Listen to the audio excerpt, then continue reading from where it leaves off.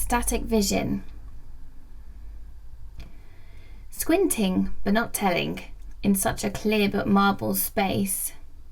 Seeing the walls, the floors, acting, backgrounding.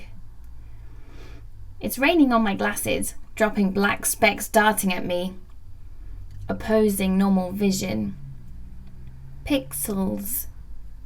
The tiny turning parts are usually multicoloured and invisible breathing hearts. The multicoloured segments, they turn and they click. Sighting televisions, boxed off as my sensual summits. And as this train stills to a slow, squeaking, grinding halt, I realise I'm in a familiar space of tired discomfort. I listen to the slow, grungy churning, the gorgeously grotesque clashing of rhythms and sounds which are solidifying how I feel. Exhausted from a day of being productive, and now the colour has been squeezed out of me, and I'm temporarily rusting and broken from the citying, blasted and battered from blooming.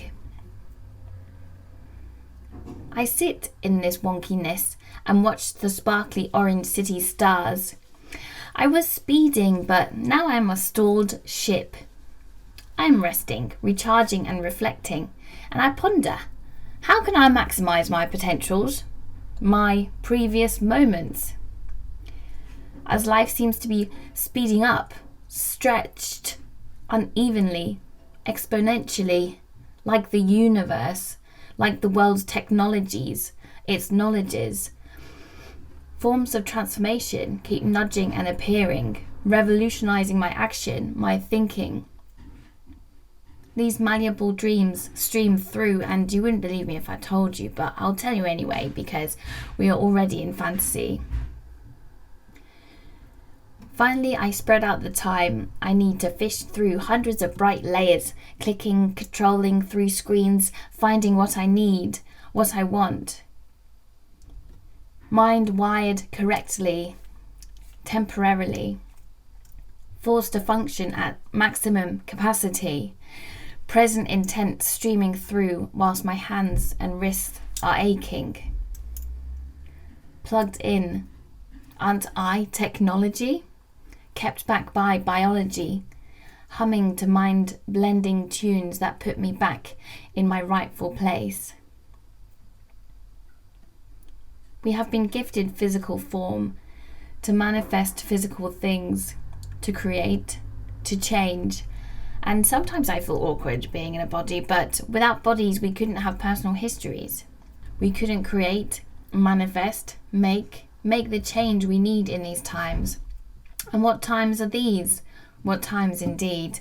Looking at the news is bad enough.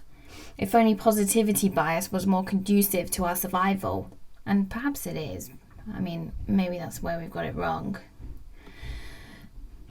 I guess my honest spillage means I can sing and jump and spin, and I'm smashing and mashing myself. My threads like clockwork turn from sick, disjointed shapes and sticks into smooth liquid. It's akashic. It's turning into spinning golden swirls that I can manipulate, that I can twist, knit and weave.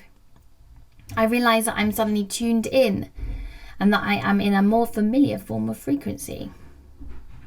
Yet it's hard to keep up with all the interventions, all the drama they want me to be a part of. Despite all my disinterest, they are still persisting. The media, the yelling communications, the constant beeps for my attention, my energy sapping my light and flame is flickering.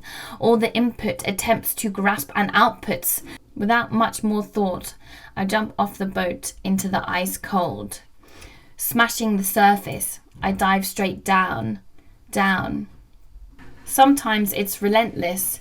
Regardless, we can still craft our safety net to learn, to evolve, and to try our very best.